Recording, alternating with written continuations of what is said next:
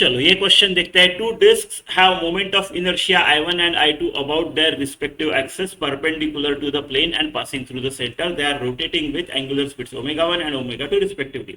They are brought into contact face to face with their axis of rotation coaxial. The loss in kinetic energy of the system in the process is, right? तो हमको पूछा है कि loss in kinetic energy of the system. देखो loss in kinetic energy होगा क्यों?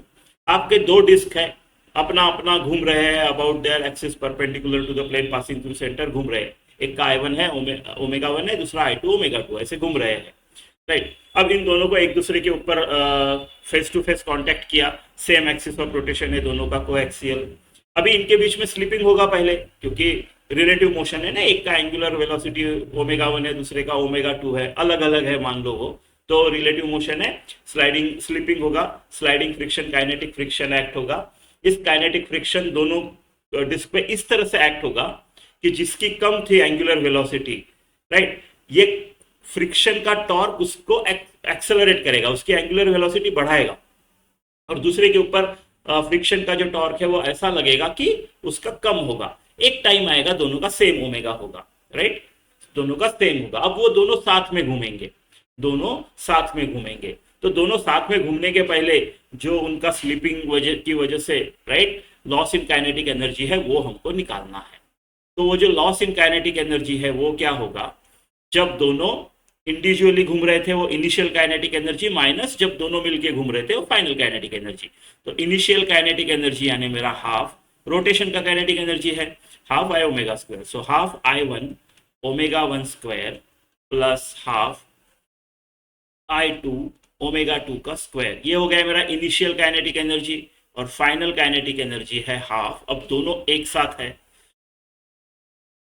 Right, यानी एक साथ है, यानी अगर मैं ऐसा भी लिखूं तो भी कॉमन ही निकलेगा ना, क्योंकि ओमेगा उनका सेम है ना.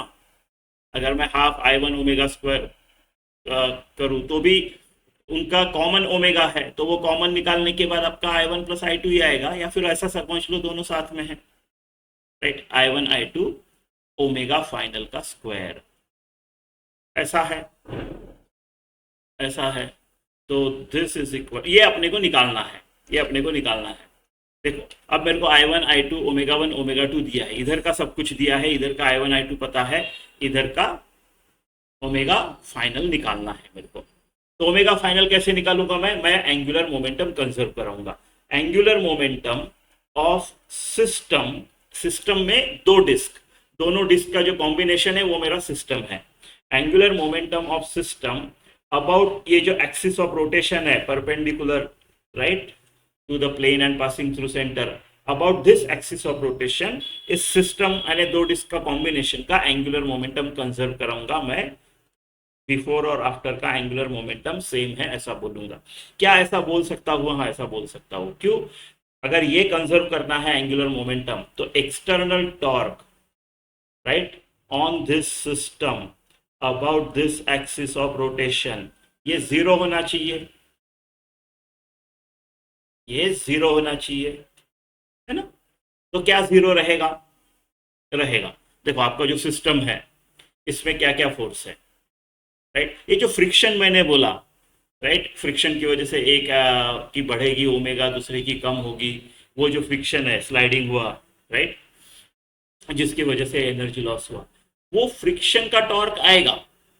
लेकिन अपना सिस्टम का एक कंपोनेंट दूसरे कंपोनेंट के ऊपर डाल रहा है, ये इंटरनल टू द सिस्टम है.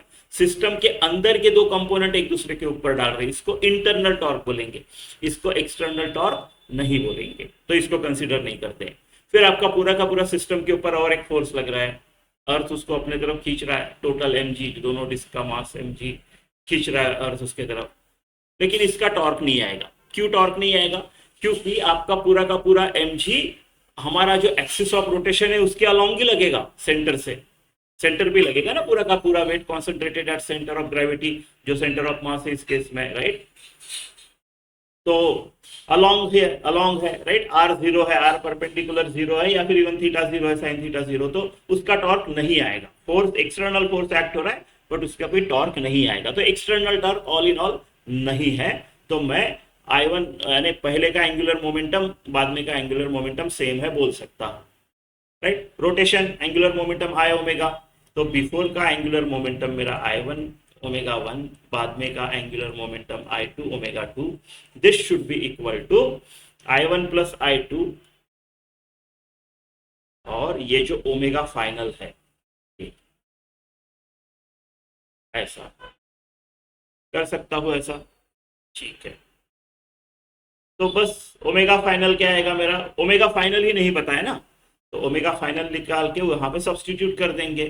तो I1 omega 1 plus I2 omega 2 divided by I1 plus I2, ऐसा आएगा ये। अब इसको जाके यहाँ रख देते हैं और फिर देखते हैं क्या मिलता है, राइट। हाफ तो पूरा का पूरा ही बाहर निकाल लेता हूँ मैं, राइट। फिर यहाँ पे I1 ओमेगा 1 का स्क्वायर प्लस I2 ओमेगा 2 का square, right, minus I1 plus I2, right, I1 plus I2 into omega final का स्क्वायर, यानी ये I1 प्लस I2 का स्क्वायर इंटू इधर ये इसका स्क्वायर, सो I1 ओमेगा 1 का square plus 2 times I1 I2 omega 1 omega 2 plus I2 omega 2 का whole square, ऐसे कुछ तो आएगा आपका, है ना। तो हाफ तो भाई पूरा बाहर ही ले लेते हैं। अब मैं इसमें से एक चला गया, एक I1 प्लस I2 बचा है, उस एक I1 प्लस I2 से इसको मल्टीप्लाई करना है ना। तो पहले I1 से मल्टीप्लाई कर देते हैं, तो ये आ गया मेरा I1 ओमेगा 1 का स्क्वायर, I1 स्क्वायर हो गया अभी I1 से किया तो, प्लस I1 I2 ओमेगा 2 का स्क्वायर, ठीक है।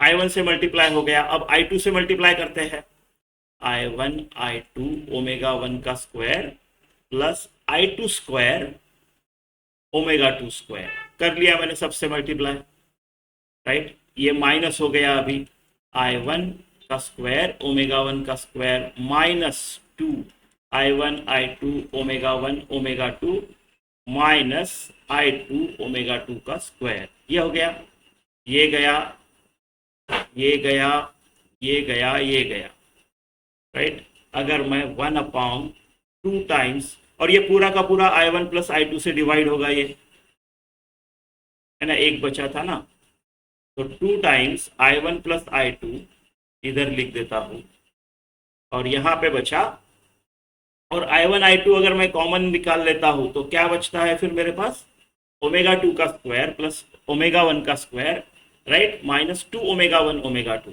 तो इसको मैं ओमेगा 1 माइनस ओमेगा 2 का होल स्क्वायर भी लिख सकता हूँ, है ना। आपका सी ऑप्शन।